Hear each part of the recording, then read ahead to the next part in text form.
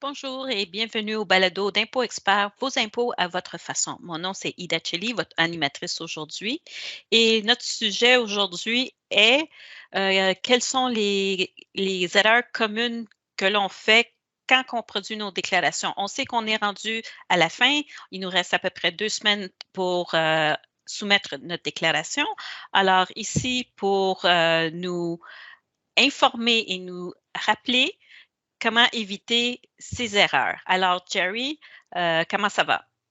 Ah, ça va bien, Ida. Comment ça va? Ça va très bien. Alors, la saison achève. Heureusement, heureusement. Heureusement, oui, Oui, mais heureusement. il y a encore des erreurs communes qui se font.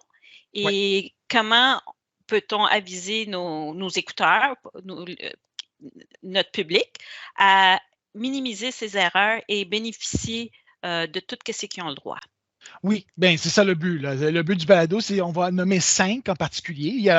Évidemment, il y en a plus là, qu'il faut s'empêcher là, en termes d'erreurs qu'on peut commettre sur la déclaration de revenus. Mais nous, on va vraiment préciser 5 erreurs communes ou erreurs courantes qu'on voit souvent avec des personnes qui préparent leur déclaration de revenus. Et le but, c'est vraiment d'être plus efficace avec vos déclarations de revenus. En vous empêchant ces erreurs, vous allez être beaucoup plus efficace et vous allez être capable de maximiser vos déclarations de revenus. Alors, on va commencer avec être mal organisé avec ces documents. C'est Oui, quoi et l'importance? ça, c'est le gros. Ça, c'est vraiment le gros. Là. Malheureusement, il y a beaucoup de personnes qui ne sont pas bien organisées en termes de la documentation qu'ils vont recevoir et qui ne vont pas bien archiver, malheureusement, la documentation qu'ils ou elles ont besoin pour bien produire la déclaration de revenus. On constate ça particulièrement avec les reçus et non pas les feuillets officiels du gouvernement. Par exemple, les T4, les T5, relevé 1, relevé 2, relevé 3, ça, la plupart des particuliers sont bons là-dessus à les archiver parce qu'on les reçoit à un certain moment de l'année. Donc, on est déjà, dans le chemin de produire la déclaration de revenus, on le voit. Et là, on se dit, bon, ben, OK, ça, je dois archiver. Je sais, c'est la saison d'impôt, je dois le faire. Mais les reçus qu'on reçoit, ça, on les reçoit au fur et à mesure tout au long de l'année. Donc, reçus, qu'est-ce qu'on veut dire? C'est pour des dépenses que vous pouvez réclamer des crédits pour. Par exemple, les cas les plus fréquents, c'est vraiment les frais médicaux et les dons.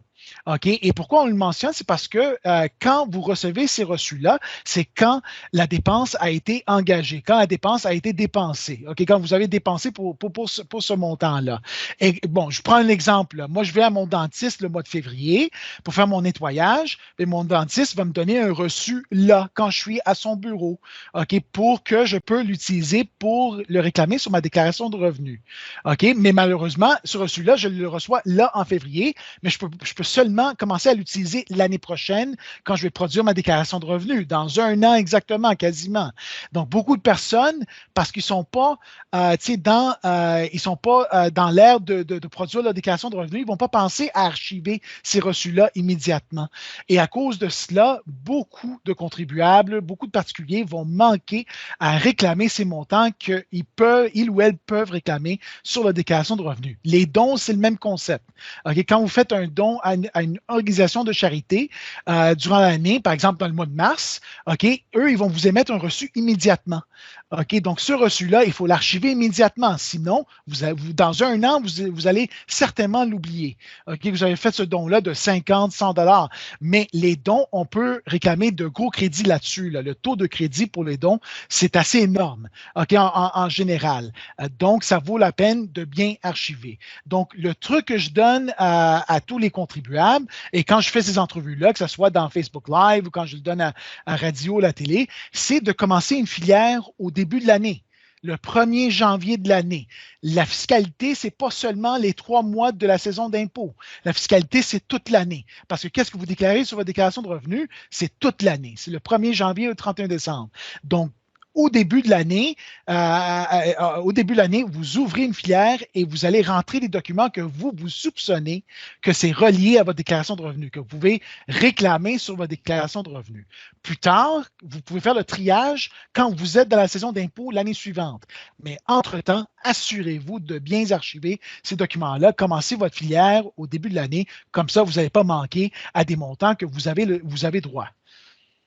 Le prochain point que j'aimerais aborder, c'est les montants inutilisés des années précédentes. Oui, les reports. Les reports, c'est gros, puis malheureusement, c'est méconnu de la plupart des contribuables qui produisent leur déclaration de revenus. Donc, premièrement, c'est quoi un report, OK, en termes fiscaux? Dans le concept fiscal de report, c'est quoi? C'est des montants qu'on peut mettre dans une banque, qu'on pourrait dire, qu'on peut utiliser dans le futur si on n'a pas besoin immédiatement sur la déclaration de revenus. Donc, il y a certains montants que si vous n'avez pas besoin immédiatement sur votre déclaration de revenus, vous pouvez les reporter, la mettre dans une banque, comme on pourrait dire, dans une banque fiscale que vous pouvez utiliser plus tard. Les exemples qu'on voit les plus fréquents en termes des reports, c'est par exemple les frais de scolarité. Donc, évidemment, quand vous étudiez, il y a des fortes chances que vous n'utilisez pas tous les crédits que vous avez droit en termes des frais de scolarité pour réduire votre impôt fédéral et votre impôt du Québec à zéro. Si vous reste un montant excédentaire, ce montant excédentaire-là, vous avez le droit de le reporter, de le mettre dans une banque fiscale que plus tard, quand vous allez gagner plus de revenus, quand vous allez embarquer dans votre carrière, vous pouvez les utiliser pour réduire vos impôts autant du côté du fédéral que du côté du Québec. Ça, c'est un exemple concret, OK, que vous pouvez utiliser cette banque de report, qu'on pourrait dire. Un autre exemple, c'est les pertes en capital. Donc, si vous avez un compte de courtier imposable, donc ce n'est pas un REER, ce n'est pas un CELI, et que vous avez encaissé une perte en capital et que vous n'avez pas de gain en capital que vous pouvez l'utiliser à l'encontre, bien, cette perte-là, vous la mettez encore une fois dans cette banque fiscale et vous la reportez à une année future. Et dans une année future, quand vous allez avoir un gain en capital, vous pouvez maintenant utiliser cette perte-là à l'encontre de votre gain dans le futur. Autre exemple, c'est les REER. OK? Donc, un REER, vous n'êtes pas obligé de tout déduire votre REER dans une année en cours. Vous pouvez reporter des montants, des cotisations de REER dans une année future. L'exemple concret, encore une fois, c'est quand on est jeune, puis on commence déjà notre compte REER, mais qu'on n'est pas vraiment imposable, bien, on peut contribuer, mais on n'est pas obligé de l'utiliser. OK? Cette contribution-là. On peut le reporter et quand on embarque dans nos carrières, et là, on gagne plus de revenus, on peut maintenant les utiliser. Donc, ça, c'est vraiment c'est une banque précieuse là, sur votre déclaration de revenus parce que ça vous donne une chance d'utiliser d'utiliser ces montants-là à l'encontre de votre impôt fédéral et votre impôt du Québec dans une année future. Mais la seule façon que vous êtes capable de les utiliser, c'est en les connaissant. C'est de savoir que vous les avez. OK? Ces montants reportés. OK? Donc, la façon de connaître vos reports, c'est premièrement votre avis de cotisation. Donc, quand le gouvernement vous répond, quand vous avez envoyé votre déclaration de revenus, c'est avec l'avis de cotisation. Sur cet avis-là, vous allez retrouver ces montants reportés des années que vous pouvez utiliser dans les années futures. C'est la première place. La deuxième place et la meilleure place pour aller chercher ces reports-là, c'est dans le portail en ligne Mon compte de l'ARC et Mon compte de Revenu Québec. Okay? Dans ces portails-là, vous êtes capable de retrouver, encore une fois, ces montants reportés-là que vous pouvez maintenant utiliser pour votre impôt futur. Encore une fois, c'est très important de bien connaître ces reports-là. Comme ça, vous pouvez encore une fois maximiser vos déclarations de revenus. Et vous avez mentionné un document très important, c'est l'avis de cotisation. Ça, c'est vraiment un document qu'on devrait mettre dans notre filière pour l'année fiscale. Oui, absolument. Puis si vous choisissez d'aller avec un fiscaliste, par exemple, un professionnel pour produire vos déclarations de revenus, une des premières questions que ce fiscaliste-là va vous poser, est-ce que vous pouvez me remettre votre avis de cotisation de l'année passée? Parce que ça donne votre situation fiscale pour le professionnel de l'année précédente. Comme ça, le professionnel ne manque rien pour votre déclaration de revenus de l'année en cours. Donc, c'est très important de remettre ces documents-là si vous produisez vos déclarations de revenus avec un professionnel. Mais pour vous aussi, c'est très important. Comme tu l'as mentionné, Ida, premièrement, c'est vraiment, ça vous donne votre situation fiscale de l'année précédente, OK? De l'année que vous avez produit votre déclaration de revenus. Et ça inclut aussi des montants reportés. Ça inclut aussi votre montant admissible de REER. Sur l'avis de cotisation, vous allez avoir votre montant admissible, le montant que vous avez le droit de contribuer dans vos comptes de REER. Donc, c'est très important de garder précieusement ce document-là et de les garder pour au moins 7 ans, ces documents-là. Excellent. Maintenant, le prochain point a référence au gouvernement. Normalement, ils sortent toujours un budget au début de l'année, c'est toujours février, mars. Alors, et des fois, ça impacte aussi notre déclaration. Alors, c'est vraiment ne pas être au courant des changements budgétaires annoncés qui peuvent nous affecter. Oui, oui, et ça, c'est important, OK? Parce que à chaque année, vers le mois de mars, là, cette année, c'était le mois d'avril, là, pour le fédéral, c'était un peu en retard. Cette année, mais habituellement, vers fin mars, là, les deux paliers du gouvernement, autant au fédéral qu'au Québec, OK, on va voir des annonces de budget. Et dans ces annonces de budget-là, on va toujours avoir les nouveautés de la prochaine déclaration de revenus qui s'en vient. OK, puis habituellement, ces nouvelles mesures qui vont s'appliquer sur la déclaration de revenus, habituellement, sont en effet à partir de la date de l'annonce du budget. OK? Donc, on peut déjà en profiter du moment que le gouvernement annonce ces mesures-là. Mais encore une fois, comment on peut bénéficier de ces nouveautés-là si on ne les connaît pas?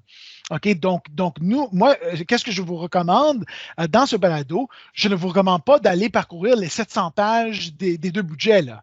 OK, on s'entend, là, il n'y a personne qui veut faire ça. Et la plupart, même des professionnels, ne le font pas non plus. OK, le but, c'est vraiment d'aller sur le site du gouvernement. Au fédéral, il y a un beau site qui s'appelle budget.gc.ca. Au provincial, vous allez tout simplement au ministère des Finances.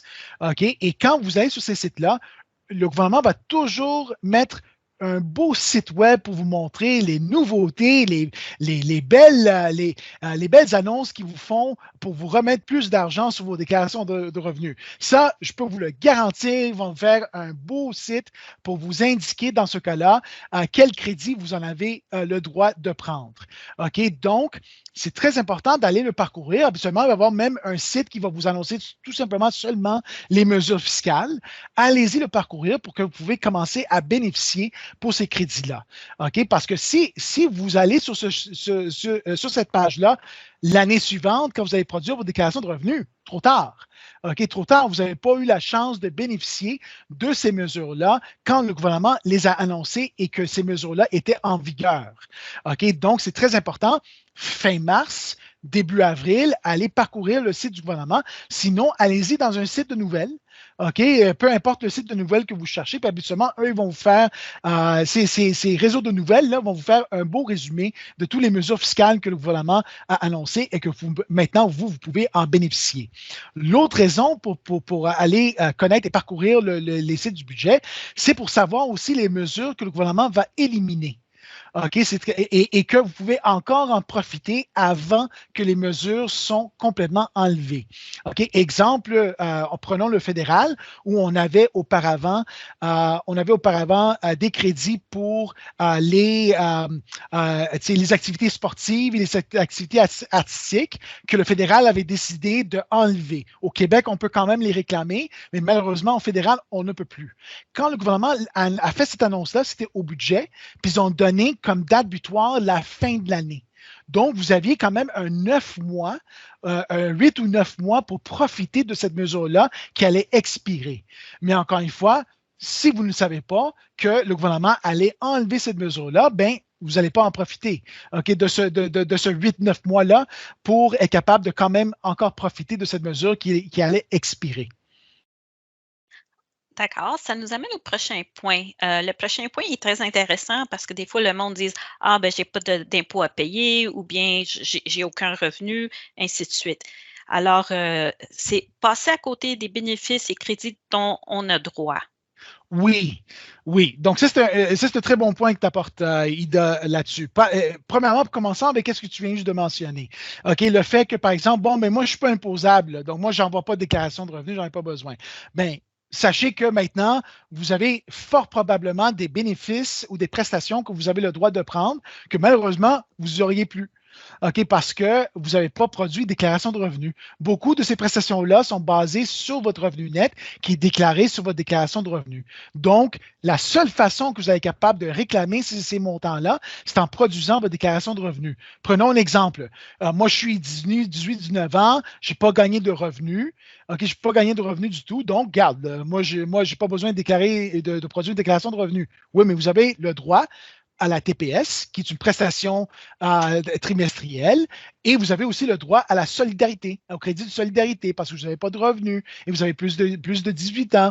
Mais la seule façon de réclamer ces crédits-là, qui sont gratuits, ne sont pas imposables du tout, mais la seule façon, c'est de produire vos déclarations de revenus. Au Québec, ça prend même une annexe qu'il faut produire pour la solidarité. Au fédéral, ça prend juste la transmission de votre déclaration de revenus chez eux.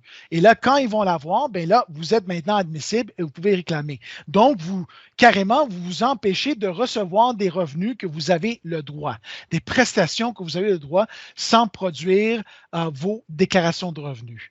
OK? Donc, c'est très important de produire dans ce cas-là pour recevoir ces montants-là. Bon, de l'autre bord, si on est imposable, bon, prenons un cas plus standard, OK, un employé salarié, OK, qui gagne un certain revenu. Bon, il y en a des avantages ou des déductions qu'on peut réclamer que peut-être que vous ne connaissez pas, que si seulement vous allez juste feuilleter un peu le guide du fédéral et le guide du Québec, OK, le guide de la déclaration de revenus du Québec, juste le feuilleter un peu pour voir si peut-être vous êtes admissible à d'autres déductions. Il y en a une qui est méconnue et que malheureusement, il y a beaucoup de contribuables qui sont admissibles. Et ça, c'est les frais de déménagement. OK? Puis ça, c'est un qui est le plus méconnu et malheureusement, il y a beaucoup de contribuables qui n'en utilisent pas et c'est une déduction que quand même beaucoup de contribuables sont admissibles. Donc, c'est quoi les frais de déménagement? Si vous déménagez de votre maison pour vous chercher excuse-moi, un autre immeuble qui est plus proche de votre travail, au moins 40 km plus proche, bien, maintenant, vos dépenses ou vos frais de déménagement deviennent déductibles sur votre déclaration de revenus. OK? Et ça, c'est autant pour un employeur que pour une université, par exemple. OK? Donc, vous avez, excusez-moi, vous avez cette option-là. OK? Donc, si vous déménagez, encore une fois, 40 km plus proche, bien, vous avez le droit aux frais de déménagement. Et ces frais-là sont assez dispendieuses. On s'entend. Les camions de déménageurs. Par exemple, si vous voyagez interprovincial, par exemple, et vous allez par auto, vos frais de déplacement sont admissibles dans ce cas-là, incluant vos repas. OK? D'autres montants qui sont admissibles aussi, ce sont, par exemple, si vous vendez votre maison, les commissions que vous avez, qui vous ont été chargées, OK, pour vendre votre maison pour acheter une autre qui est plus proche. OK? Donc, ça, c'est des exemples de frais que vous pouvez maintenant déduire sur votre déclaration de revenus à l'encontre du revenu que vous venez de gagner avec le nouvel employeur. Mais encore une fois, si vous ne parcourez pas le guide, au moins juste le feuilleter un peu pour voir, oh, attends, j'ai déménagé cette année. Je vois une déduction qui s'appelle frais de déménagement. Peut-être que je suis admissible. Vous lisez, puis vous voyez que le critère de 40 km, là, c'est pas difficile à rejoindre. Vraiment pas. Quelqu'un qui vit en région, qui se déplace dans un milieu urbain, c'est très facile de rencontrer ce critère de 40 km plus proche. C'est vraiment pas difficile de le faire. OK? Donc, donc, ça ne nuit pas de juste feuilleter un peu le guide, autant au fédéral ou au provincial, pour voir si, juste regarder les titres pour voir, ouais, ben, peut-être que je suis admissible à certaines de ces déductions-là. Et comme je viens juste de l'expliquer, là, les types de dépenses que vous avez le droit, par exemple, pour les frais de déménagement, ce sont quand même une grosse déduction que vous pouvez prendre pour maximiser, encore une fois, votre remboursement.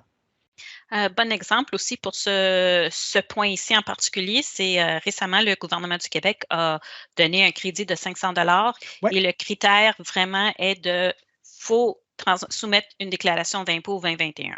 Oui, absolument. Donc, le gouvernement avait.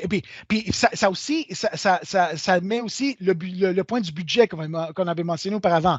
Parce que le 500 est annoncé dans le budget du gouvernement du Québec. OK, qui ont dit, bon, ben, dorénavant, pour l'année 2022, on va donner un 500 de crédit additionnel pour chaque déclaration de revenus pour tous les contribuables qui gagnent des revenus de moins de 100 000 OK, sur leur déclaration de revenus.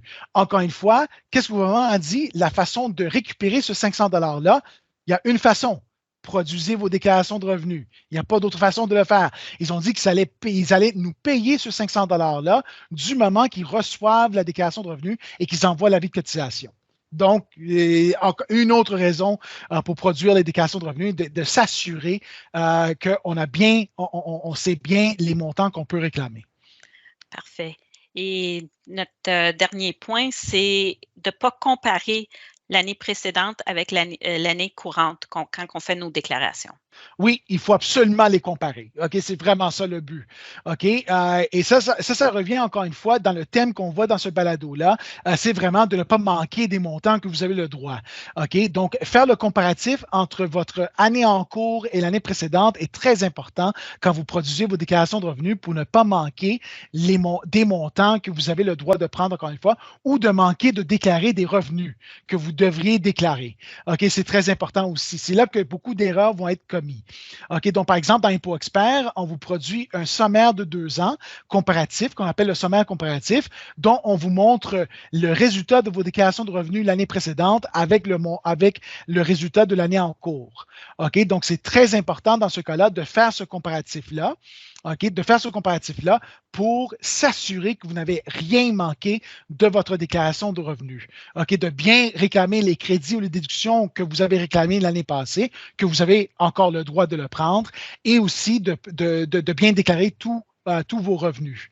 OK, donc c'est très, très, très important de faire ce comparatif-là. Parfait. Alors, faut pas oublier, notre site web impoexpert.ca a beaucoup, beaucoup d'informations. Vous avez accès à des blogs, vous avez accès aussi à des FAQ, ainsi que notre page YouTube qui a des vidéos à vous guider comment compléter votre déclaration. La date pour soumettre les déclarations, c'est le 2 mai. Très important de ne pas soumettre en retard. Et effectivement, les mots de sagesse pour compléter ce balado, Jerry? Oui, bien, c'est pour répéter, oui, tous ces sites-là, vous avez beaucoup de renseignements qu'on vous donne pour être plus efficace avec vos déclarations de revenus. Donc, le balado se retrouve dans notre page YouTube et dans d'autres sites de balado particulièrement, par exemple Google Podcast ou Apple iTunes et Podcast, etc., etc.